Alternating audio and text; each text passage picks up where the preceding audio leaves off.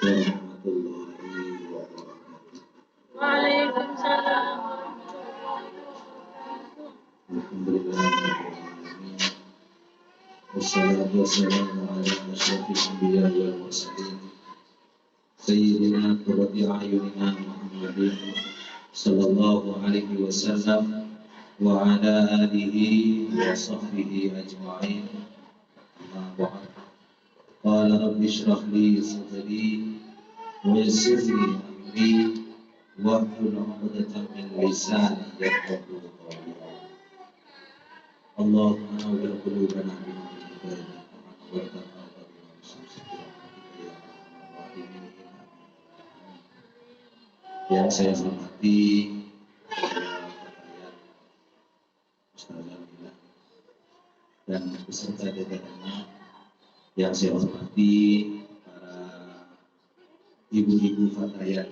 Ini para ibu-ibu Fatayat ke mbak-mbak Fatayat. Campur. Mbak-mbak Fatayat aja ya, biar agak Kakak muda. biar kelihatan semangat. Yang saya kasih alhamdulillah Allah Subhanahu wa taala memberikan kesempatan kita pada hari ini yang lebih leluasa lagi, lebih sempurna lagi lah. Karena apa? Karena kita pada hari ini oleh Allah Subhanahu wa taala sudah diizinkan lagi untuk bisa hadir secara offline. Yang sebelum ini kita melakukan secara online ya, dengan segala keterbatasannya dan juga yang lain-lain. Alhamdulillah. Dan juga saya minta maaf beribu-ribu maaf karena pada hari ini sebenarnya ada tiga acara. Pertama acara di Kampung Pandan, yang kedua di sini, dan yang ketiganya nanti Basul Masail yang pada waktu bersamaan acaranya. Jadi seandainya saya sudah menjadi orang wali, saya bilang jadi tiga itu masing-masing hadir. Enak gitu ya. Jadi ya minta maaf kalau memang sudah tidak bisa dielakkan lagi, tapi alhamdulillah masih diberikan kelancaran walaupun ya agak termengah-mengah lah kata orang Jawa. Jadi malam ini juga kita akan memasuki bulan Sya'ban. Nisfu Sya'ban. Malam ini nisfu Sya'ban. Yang dimana sebenarnya bulan ini para ulama itu ada tiga bahagian. Bulan Rajab itu dijadikan media untuk membersihkan tubuh badan kita, zahir kita. Jadi sebelum masuk ke bulan Ramadan, karena bulan Ramadan ini begitu besarnya nilainya dan mungkin tidak ada yang lebih besar di bulan Ramadan. Jadi para sahabat ini mempersiapkan sejak lama. Bulan Rajab mempersiapkan bagaimana melatih diri, bagaimana caranya zahir kita ini sehingga ke bulan Ramadan sampai habis bulan Ramadan nanti tidak melakukan perbuatan yang maksiat kepada Allah Subhanahu wa taala. Baik penglihatan kita, baik penciuman kita, baik ucapan kita, baik pendengaran kita, baik tangan kita maupun kaki. Begitu. Jadi karena apa? Karena perbuatan yang dilakukan oleh zahir kita itu sendiri nantinya akan menghilangkan puasa Ramadan. Maknanya fadilah daripada puasa Ramadan, ganjaran dari puasa Ramadan. Jadi ulama-ulama kita tidak ingin mensia-siakan kehadiran bulan Ramadan. Yang kedua, pada bulan Sya'ban ini mempersiapkan hati. Bagaimana cara agar hati kita ini yang pertama tidak mudah marah, yang kedua tidak mudah bersangka buruk. Tidak mudah bersangka buruk. Contoh macam ini. Ada seorang perempuan yang mudah kita nampak orang tersebut makan. Pada bulan puasa nampak orang itu yang paling mudah timbul di dalam kita itu tengok orang puasa hina untuk orang yang berpuasa. Mesti begitu. Ya kan? Yang baiknya macam mana? Yang baik macam mana? Walau nampak siapapun makan, laki ataupun perempuan di hadapan kita atau macam manapun apa yang dia lakukan, tidak perlu kita mengurusnya. Tidak perlu kita mengambil tahu. Dah biarkan dia urusan dengan Allah Subhanahu wa taala, kita urusan dengan Allah Subhanahu wa taala. Jadi kalau sudah begitu nanti, kalau kita sudah begitu, marah pun tidak mudah marah. Karena bulan puasa ini kalau kita sudah lapar, kita sudah penat, sama-sama bekerja, biasanya mudah terkena penyakit marah, stres. Bagaimana cara supaya tidak berhenti? Dia dipersiapkan sejak jauh-jauh. Bulan Sya'ban kita persiapkan, makanya di bulan Ramadan, di bulan Sya'ban ini kita meminta ampun.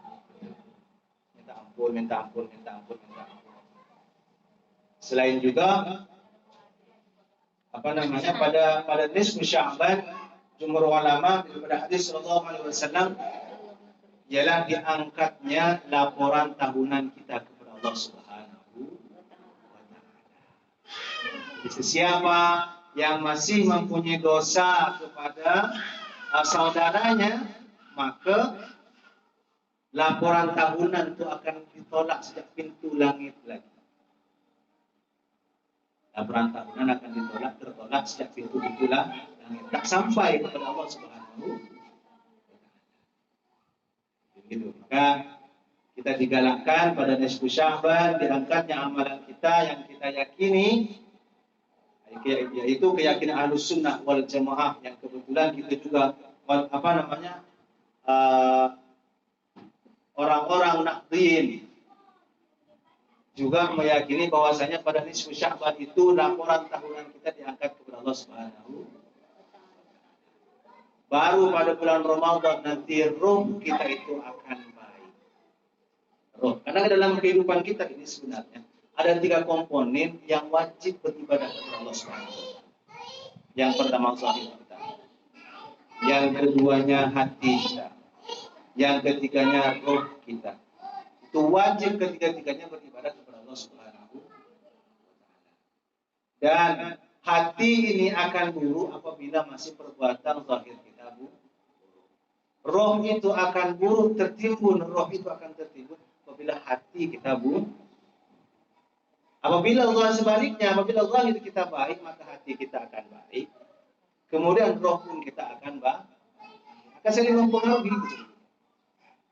Bagaimana caranya pada bulan Ramadan kita sudah betul-betul bisa tenang di dalam melakukan ibadah kepada Allah Subhanahu wa taala. Maka di sini kajian kita pada hari ini ialah kitab Hikam, yang dimana Imam Ibnu Athaillah pada kalam hikmah yang keempat ini mengajarkan kita bagaimana caranya agar kita tidak mudah kecewa, tidak mudah bersangka buruk. Kata Imam Ibnu Athaillah, Bismillahirrahmanirrahim, qala al-musannif rahimahullahu ta'ala wa nafa'ana bi'ulumihi fid dharain amin, Allahumma amin. Telah berkata Imam Ibnu Athaillah As-Sakandari pada kalam hikmah yang keempat, katanya, arih nafsaka minat tadbir fama qama ghairuka bihi ghairuka ankara takum bihi antal nafs. Jadi kata Imam Ibnu Athaillah, nasihat dari Imam Ibnu Athaillah, janganlah kamu suka merancang-rancang. Karena apa yang kita akan dapatkan itu sudah ada yang merancangnya. Kita tinggal menerimanya saja. Jadi di sini kita bermula dari sini. Kita kata Imam Ibnu Athaillah jangan suka merancang-rancang, karena kalau kita merancang-rancang itu akan mudah kita kecewa. Kita akan mudah marah, kita akan mudah stres. Begitu sebenarnya. Jadi nasihat dari Imam Ibnu Athaillah, bagaimana caranya andai kita masih mau merancang, bagaimana caranya ketika nanti mendapatkan sebab akibat daripada itu semua, kita tidak kecewa. Merancang-rancang yang seperti apa itu? Ialah kata Syekh Zarruq radhiyallahu an, taqdiru syukunan yakunu 'alaiha fil mustaqbal bima yukhafu aw yurja bil hukmi la bil takdir. Jadi kata Imam Zarruq radhiyallahu an, katanya, apakah yang dimaksudkan merancang itu ialah kita merencanakan atau menentukan sesuatu untuk melakukan sesuatu di zaman yang akan datang. Baik untuk sesuatu yang kita takutkan atau sesuatu yang kita harapkan. Dan merancangnya itu, merancang yang tidak diperbolehkan ialah kita yakin dengan usaha kita sendiri, bukan yakin dengan ketentuan Allah. Artinya kita berpegang kepada usaha kita, kita tidak berpegang kepada atau ketentuan Allah. Apakah tidak boleh sebenarnya merancang itu? Boleh. Tetapi kalau ingin merancang sesuatu, ingin merencanakan sesuatu, ingin memplanning sesuatu, itu harus mengikuti aturan-aturan yang sudah ditentukan oleh syariat Allah Subhanahu wa Ta'ala. Maka di dalam merancang sesuatu itu dibagi kepada dua. Ada tadbirul madhmum, ada tadbirul mahmud. Jadi ada perancangan yang dibenci oleh Allah Subhanahu wa Ta'ala, ada perancangan yang dibenci. Perancangan yang tadbirul madhmum, ada perancangan yang dipuji, yang dibenci itu adalah kullu tadbiril madhmumi yub'iduka aw yu'jibuka 'anillahi ta'ala. Apakah perancangan yang dibenci oleh Allah Subhanahu wa Ta'ala ialah suatu perencanaan planning yang ianya akan menjauhkan kita dari Allah Subhanahu wa Ta'ala. Akan menjauhkan.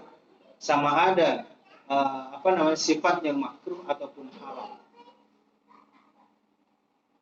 Yang pertama, perancangan yang dicela yang pertama ialah tadbiru syai'in diniyan kana aw dunyawiyan ma'al iktimali bi hawlihi wa quwwatihi.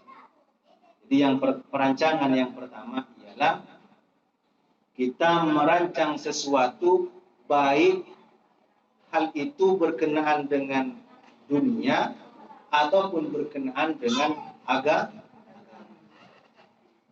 beserta memastikan ataupun berpegang dengan kekuatannya, dengan usaha. Itu yang tak boleh. Jadi kalau kita merencanakan sesuatu, pasti jadi kalau itu tak boleh. Pasti jadi kalau. Kalau tak aku yang buat jadi. Wih, macam mana ni macam ni? Kabel aku banyak, channel aku banyak.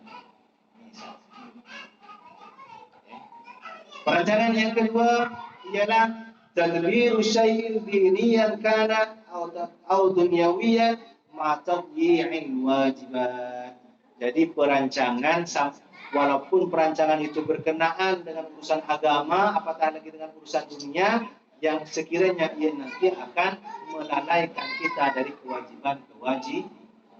Contohnya, undangan fatayat pukul 1, datang pukul 1, habisnya pukul 5, zuhurnya habis, contoh macam. Contohnya juga patutnya masak untuk suami, karena awal sampai tak masak untuk suami, itu tadyi'un wajiban.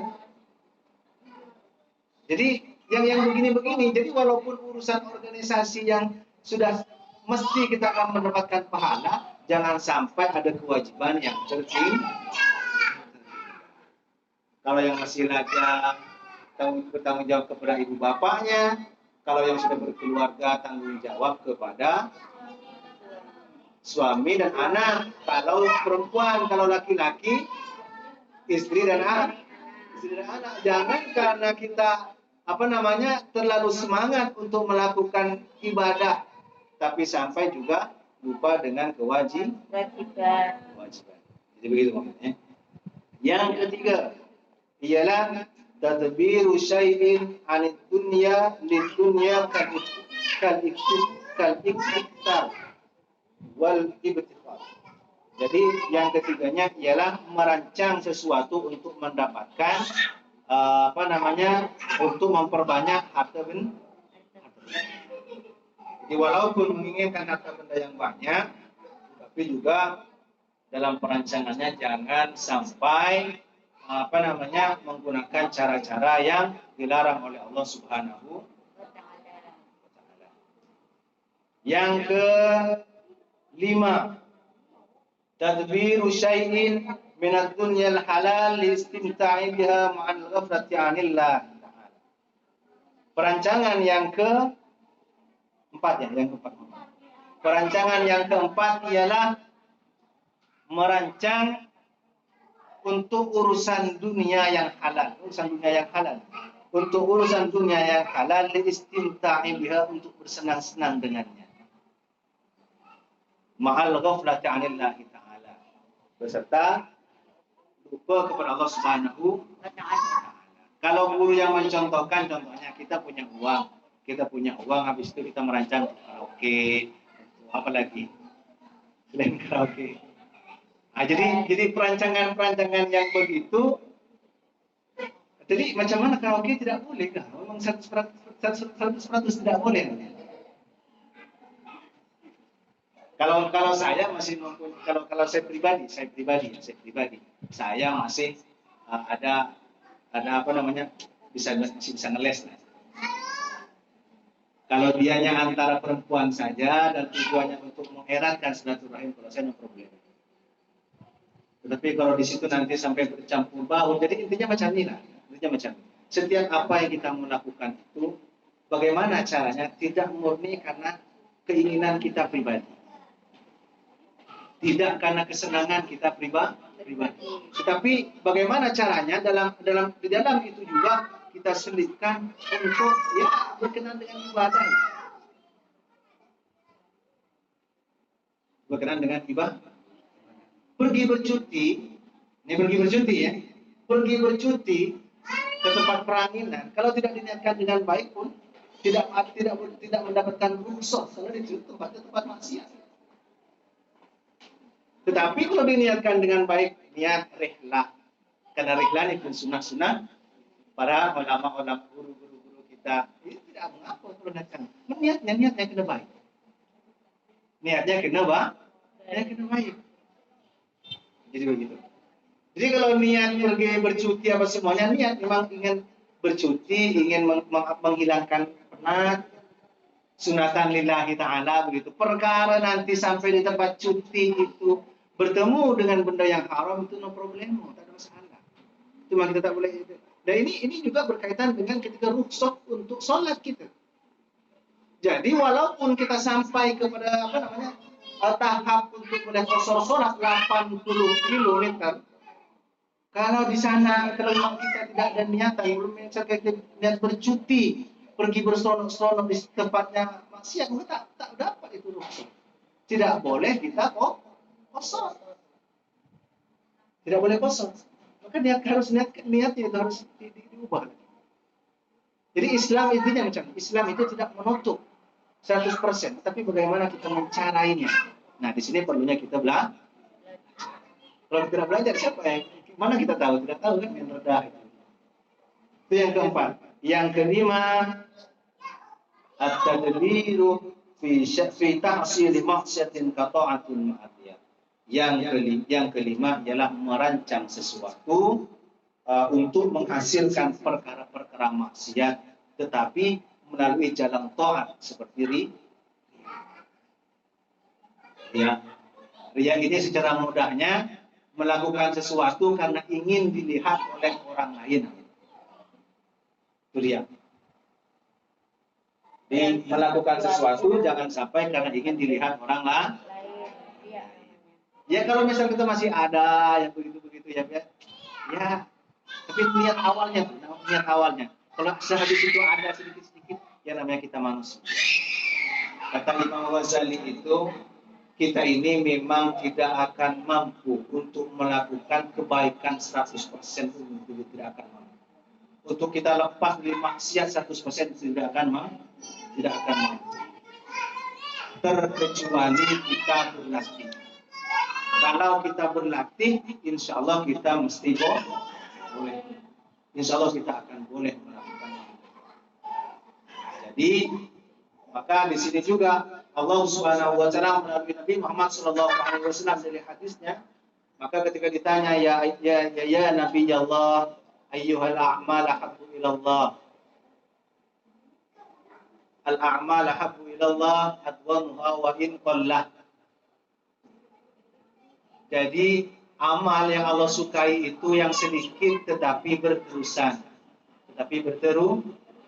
Berterusan. Bukan yang terus banyak, terus baik 100%, tidak buat melakukan dosa misalnya. Ya, kita jujur-jujuran aja dah. Ya, kita masih ada dosa gitu kan. Kita tidak akan bisa. Tapi maka daripada situ Allah amat sangat menghargai proses. Proses. Karena apa? Allah juga meletakkan nafsu di dalam diri kita. Selain malaikat juga nafsu. Yang dikatakan qorin. Qorin itu ada qorin daripada malaikat, ada qorin daripada jin.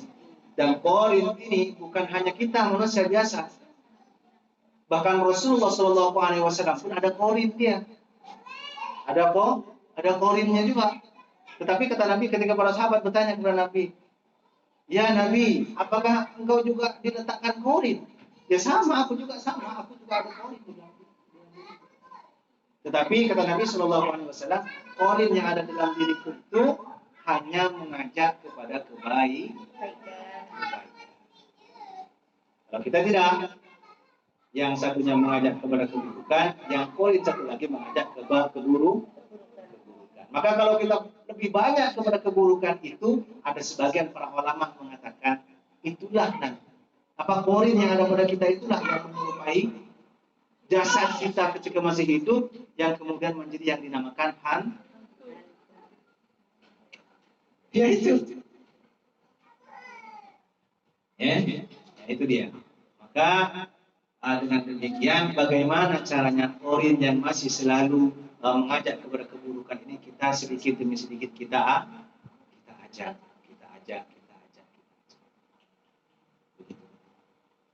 Karena juga kenapa kita juga tidak langsung diberhentikan daripada merancang, karena Allah Subhanahu wa taala memberikan akal kepada kita. Jemaah fadhil dari rahmat Allah Subhanahu wa taala. Fa anna Allah taala taqulu 'alaika bil 'aql min afdal ma nabihi 'ala 'ibadihi wa sarfu ni'matil 'aqli la taqbil al-madmum. Kufran li ni'matil 'aqli fala tasrif 'ala alladhi manna Allah bihi 'alaika wa taqbil al-madmum fatakunu kafiran li ni'matil 'aqli غير الشاكرين والله تعالى لئن شكرتم لأزيدنكم ولئن كفرتم إن عذابي لشديد. Jadi sesungguhnya Allah Subhanahu wa taala memberikan akal. Dan sebaik-baik nikmat dan paling berharganya nikmat yang ada pada kita ialah nikmat akal.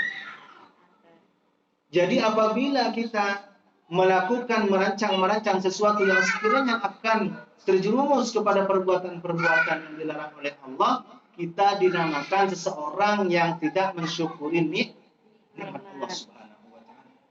Tetapi kalau kita tidak merancang sesuatu yang bertentangan dengan Allah Subhanahu wa taala, maka kita dinamakan mensyukuri nikmat. Dengan demikian kata Allah Subhanahu wa taala, "In syakartum la azidannakum wa la in kafartum inna adzabi lasyadid." Nah, di sini nanti perbedaan kita orang yang beriman dengan orang yang tak beriman. Apabila Allah sudah mencabut akalnya, kita merancang terlalu over dalam merancang sesuatu, dan perancangan kita sangat bertentangan dengan kehendak Allah, maka Allah akan cabut akal. Kalau kita sudah tidak berakal, kita tidak apa. Minimumnya kita tidak tahu malu. Kalau sudah mulai tidak tahu malu kita, melakukan sesuatu tak tengok kanan kiri, lama-lama kita akan gila. Orang gila itu salah satunya ialah Allah tarik nikmat akalnya, sehingga dah tak ada nikmat akalnya. Yang lebih parahnya lagi, ketika kita merancang, apa yang kita rancang itu tidak menjadi, kita kecewa, sakit hati. stres, putus asa, kemudian bunuh diri. Alhamdulillah. Nah, itu akibatnya nanti. Akibat. Jadi daripada sekarang kita tahu orang yang stres karena sesuatu, keinginannya yang tak tertunaikan, kekecewaannya yang begitu besar terhadap sesuatu hal yang berlaku padanya, maka dengan begitu Allah tarik nikmat akal. Jadi begitu ya. Yang seterusnya ialah rancangan-rancangan yang dipuji oleh Allah Subhanahu wa Ta'ala. Apakah ya rancangan yang dipuji oleh Allah Subhanahu wa Ta'ala? At-tadbirul mahmudah. Tadbiru kulli syai'in yuqribu ila Allah Ta'ala. Jadi sesuatu perancangan yang akan mendekatkan kita kepada Allah Subhanahu wa Ta'ala. Jadi yang pertama itu adalah tadbiru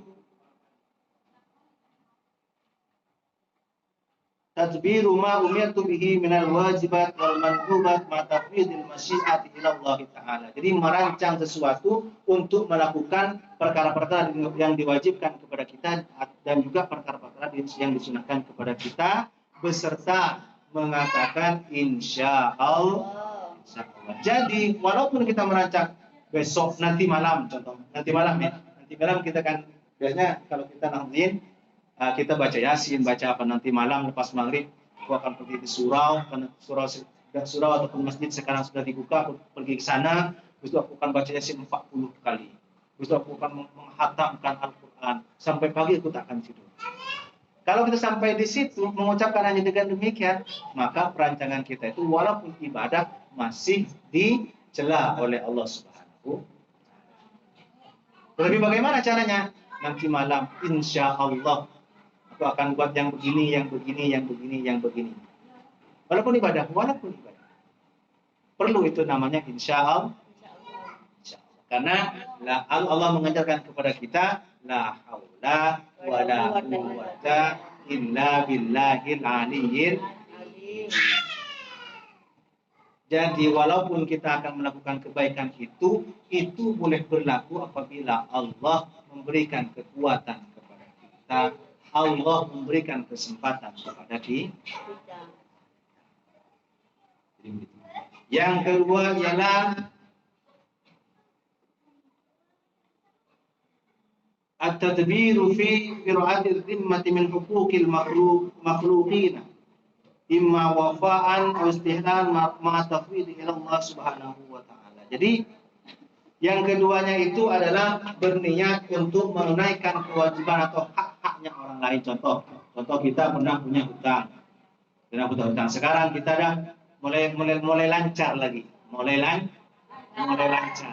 Jadi, dah mulai lancar nih, aku akan bayar hutang ke sebulan. Tunggakan atau sign yang di sana bukan mulai ini. Jadi walaupun merancang yang begitu juga perlu masyiat ilallah. Jadi perlu kata-kata insya Allah. Dan yang paling baiknya tidak cukup hanya insya Allah. Ditambah lagi insya Allah bihaulillah wa quwwatih. Insya Allah bihaulillah wa quwwatih. Begitu. Itu yang paling baik. Itu. Seterusnya yang ketiga ialah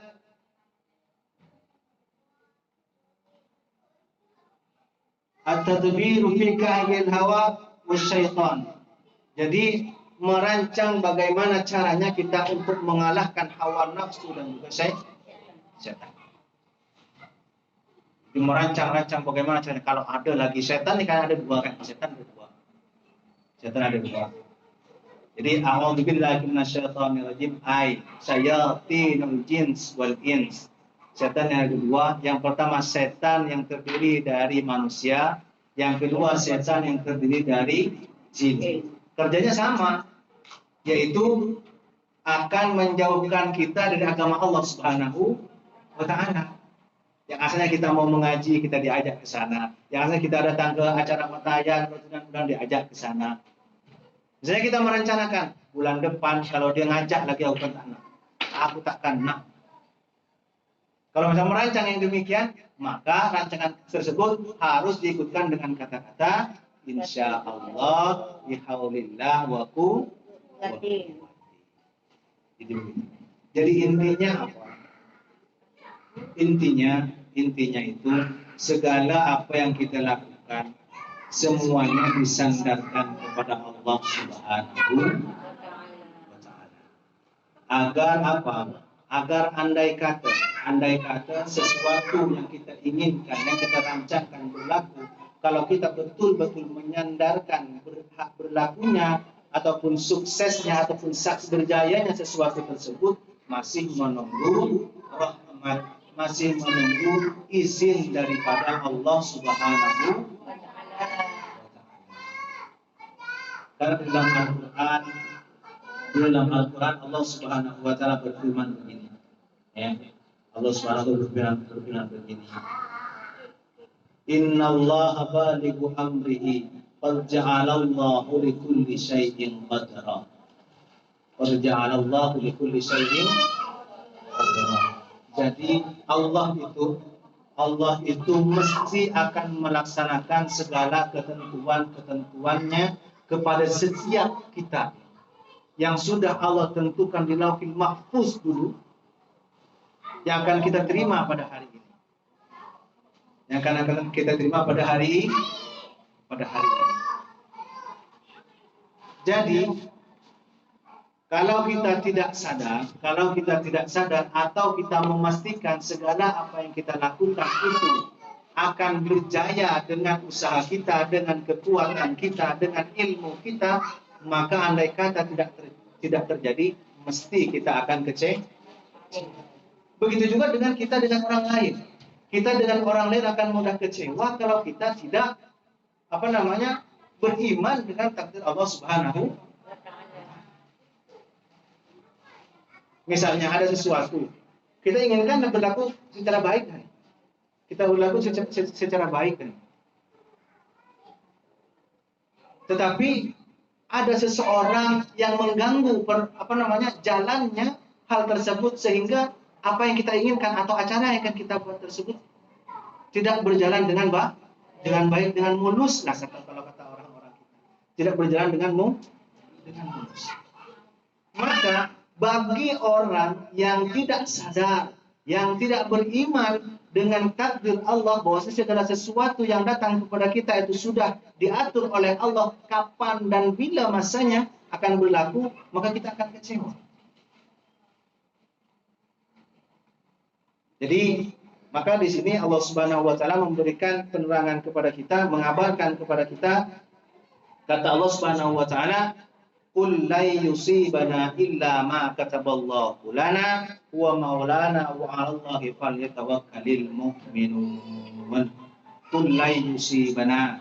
Jadi biasanya kalau kata-kata dalam susunan bahasa Arab ada taukid. Kalau lan masuk kepada fi'il mudhari itu sebagai taukid bahwasanya sesuatu akan berlaku itu memang kalau sesuatu akan berlaku itu sudah ditetapkan oleh Allah Subhanahu wa taala. Siapapun tidak akan boleh merubahnya. Contoh paling mudah lah, kita jadi orang yang sukses. Ada orang yang menyihir kita, ada orang yang zalim dengan kita. Kalau sihir itu kena kepada kita, kalau sihir itu mencederai kita, menyakiti kita, itu bukan karena orang tukang sihirnya itu, tetapi memang karena Allah sudah menentukan bahwanya pada saat itu kita terkena sihir. Kita terkena sihir. Jadi begitu. Jadi karena apa? Karena memang kita ini sebenarnya oleh Allah sudah dilengkapi fasilitas kita ini, fasiliti dalam kehidupan ini sudah dilengkapi oleh Allah dengan perisai-perisainya, pelindung-pelindungnya. Begitu. Di dalam surah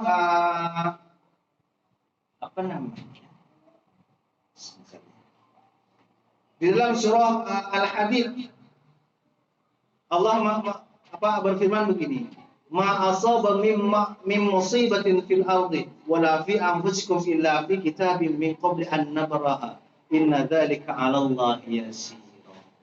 Jadi sebenarnya Allah Subhanahu wa taala itu dalam segala keadaan, baik berlaku kepada perorangan ataupun dunia, seperti wabah yang terjadi sekarang ini, memang sudah Allah tentukan.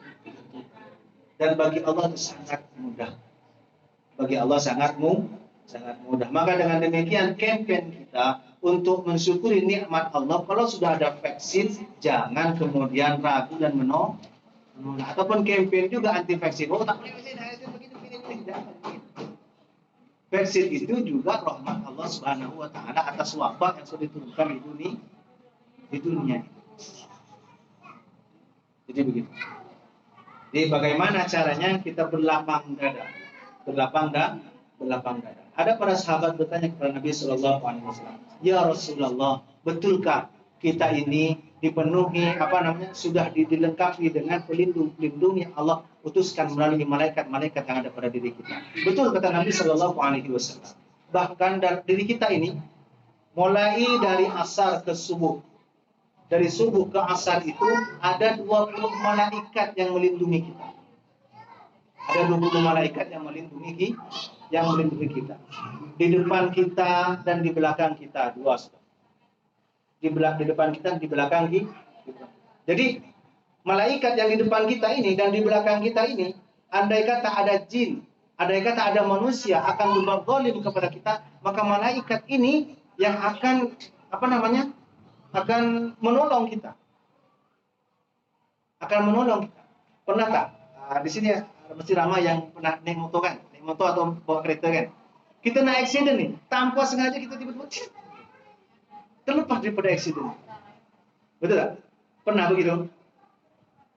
Begitu juga kemudian kalau sudah kita dah sampai kepada ajal kita untuk mendapatkan musibah, tanpa disengaja, habis. Kalau tak dari depan, kita dilanggar di belakang. Karena apa kata Nabi Shallallahu Alaihi Wasallam? Malaikat yang menjaga kita ini, dia akan tetap menjaga kita sampai kapanpun, terkecuali pada tiga keadaan. Yang pertama ialah ketika musibah yang sudah ditentukan oleh Allah akan berlaku kepada kita, maka dua-dua malaikat yang menjaga kita depan belakang ini, dia akan menjauhi kita. Baru datang musibah. Maka disitulah kata para ulama, kata Nabi Shallallahu Alaihi Wasallam, la yuraddul qada illa du'a. Begitu juga dengan sedekah. Sedekah ini bisa mengelakkan kita daripada 1000 musibah. Ada pernah dengar sedekah pagi tak? Sedekah subuh, ya pagi. Subuh itu pagi. Sedekah subuh kan. Ada yang mengatakan pada Jumat, khusus Jumat pagi itu naik lagi. Jadi siapa yang nak berjaya urusan dunia, setiap pagi Jumat itu sedekah. Ada yang mengatakan begitu. Maka berkatnya yaitu tadi, takut pada hari itu ketika kita akan memulai aktiviti harian kita nih, kita termaktub akan ada takdir yang buruk menimpa kita. Maka begitu juga nasihat daripada Syekh Abdul Qadir Jailani rahimahullah. Apabila kita malam kita bermimpi yang buruk-buruk, mimpi dikejar anjing, mimpi dikejar ular, mimpi dikejar benda-benda berbisa, mimpi jatuh, atau mimpi dicukur rambutnya, atau mimpi giginya tercabut, atau mimpi ranting pokok yang kita semai itu patah, atau ada orang yang merosaknya. Nah itu kata Syekh Abdul Qadir Jailani, ya, paginya itu cepat-cepat cari anak yatim sedekah. Semoga apa yang dalam mimpi kita itu yang menakutkan itu tidak berlaku kepada kita. Sedekah kepada anak yatim. Begitu juga kalau misalnya mimpi makan, mimpi tempat-tempat kita jalan ke tempat yang hijau-hijau macam itu, yang segar pemandangannya, dan di situ ada tai banyak. Misalnya macam itu. Atau mimpi naik, atau mimpi terbang, itu kan sesuatu yang akan berlaku, tanda-tanda baik yang akan berlaku kepada kita. Kalau tidak, perniagaannya akan naik terus, berjaya gitu.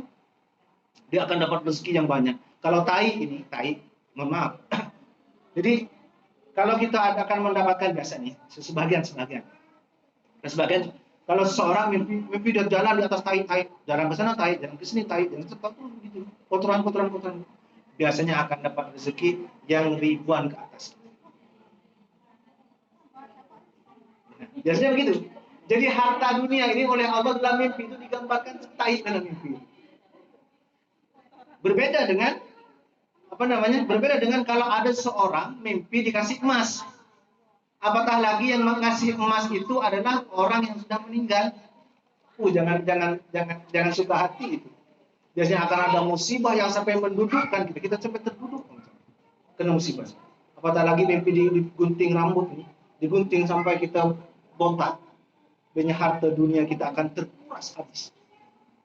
Entah musibah, entah orang tua sakit, entah kita sakit, suami kita sakit, keluarga kita sakit. Nah, kalau berlaku begitu, kalau mimpi yang begini-begini ini, maka paginya itu cepat cari anak yatim sedekah. Kata Syekh Abdul Qadir Jilani. Begitu juga kalau mimpi baik, maka sedekah juga. Niatnya, semoga mimpi burukku tidak berlaku. Kalau mimpi buruk.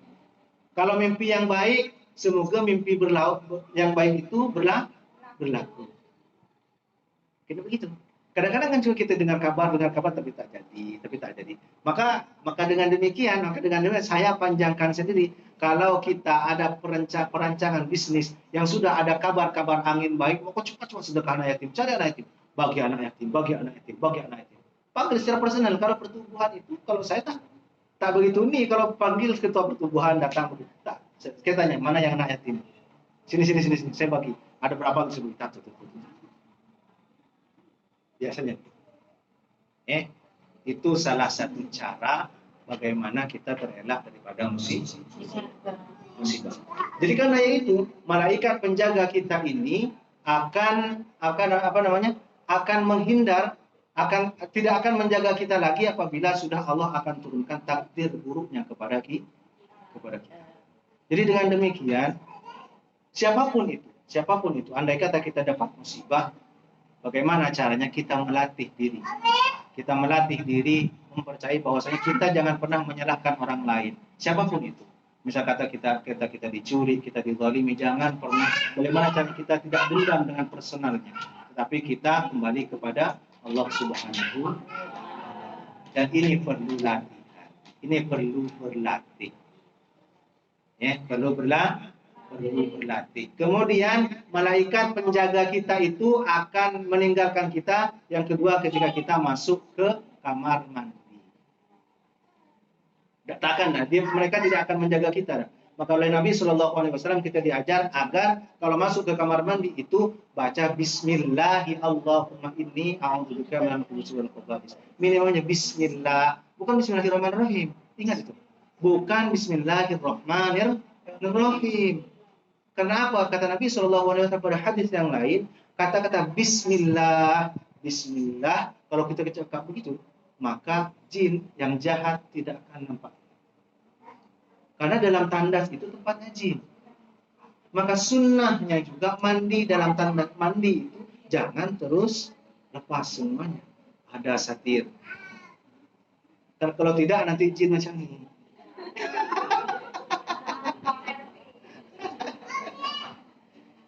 Ya kita tidak nampak kan? Kita tidak nampak. Ada kata tiba-tiba di. Bagaimana?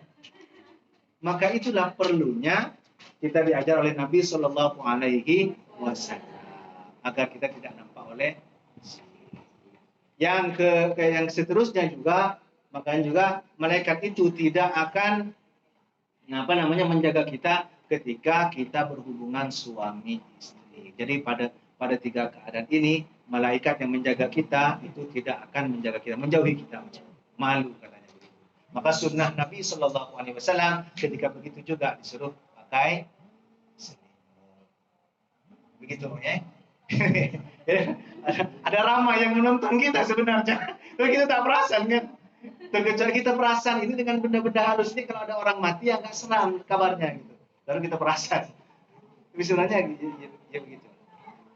Maka kita memang dijaga oleh 10 malaikat. Jadi malaikat yang ketiga itu adalah malaikat raqib dan malaikat atid, penjaga pencatat amal kita. Jadi amal kita ini amal baik kita akan terus dicatat. Kalau amal buruk ini masih malaikat atid ini akan masih bertanya kepada malaikat yang ini katanya. Nak dicatat tak amal buruknya orang ini? Perbuatan buruk orang ini akan aku catat tak? Jangan dulu. Jangan dicatat dulu. Ditunda sampai 3 kali pertanyaan dulu. 3 kali bertanya. Kalau kita tetap tidak istighfar atas segala kesalahan-kesalahan kita, kata Allah kesalahan kita yang baru saja kita buat itu, maka amal buruk kita terus dicatat. Maka dengan demikian kita dituntut setiap melakukan perbuatan salah untuk cepat-cepat beristighfar. Walaupun banyak kali. Allah bukan macam kita. Kalau kita ya ada 3 kali. Oke, sekali. Tunggu jangan sampai diulang 2 kali. 2 kali. Oh, engkau ini dah mencabar aku. 3 kali. Oh, tak boleh nih. Oh, kalau orang Madura bawa celurit kalau saya. Udah 3 kali. Tapi Allah tidak begitu. Setiap kali kita buat salah, terus kita minta maaf. Buat salah, terus minta maaf. Buat salah, terus minta maaf. Begitu. Andai kata juga pada bulan Ramadan kita tergelincir kepada perbuatan salah, jangan tunda lama-lama. Terus aja cepat-cepat minta maaf. Harapannya ialah pahala puasa kita masih tetap utuh. Gitu. Sudah 1 jam sudah ini. Kita berapa menit ini? Berapa menit lagi? Jadi begini, intinya bagaimana caranya di dalam hidup ini kita tidak mudah kecewa, kita tidak mudah putus asa, kita tidak mudah sakit hati. Sama ada musibah yang datang kepada kita itu yang datangnya langsung daripada Allah Subhanahu wa taala tanpa perantara manusia maksudnya, ataupun dengan perantara manusia. Intinya begitu. Karena apa? Karena segala sesuatu yang menimpa kita, baik ataupun buruk itu sudah Allah tentukan sejak kita tidak lahir lagi ke dunia. Ya. Jadi bagaimana caranya kita mengambil kesempatan pada bulan Ramadan ini, kita melatih roh kita untuk betul-betul iman dengan dengan ketentuan Allah ataupun qada dan qadarnya Allah. Baik ketentuan itu yang sifatnya menyakiti kita ataupun yang nikmat kepada kita. Bagaimana caranya? Terus berlatih dan terus berlatih. Itu. Jadi kalam hikmah yang keempat ini dari Imam Ibnu Athaillah menasihatkan kita bahwa kita ini di dalam merancang sesuatu, andai kata perancangan itu tidak berjaya, maka jangan mudah sakit hati ataupun kecewa. Yang keduanya, bagaimana dalam merancang sesuatu agar kita memadai dengan tuntutan syariat, agar akal kita nikmat akal yang paling nikmatnya yang Allah berikan kepada kita ini, nikmat yang paling besar yang Allah berikan kepada kita ini tidak dicabut oleh Allah Subhanahu wa taala. Mungkin demikian. Adakah pertanyaan? Silakan. Yang berkenaan dengan ini ya, jangan melebar. Yang berkenaan dengan ini. Dengan mengobati hati ini bagaimana caranya? Kalau ada pertanyaan. Hilangkan dendam bagaimana caranya?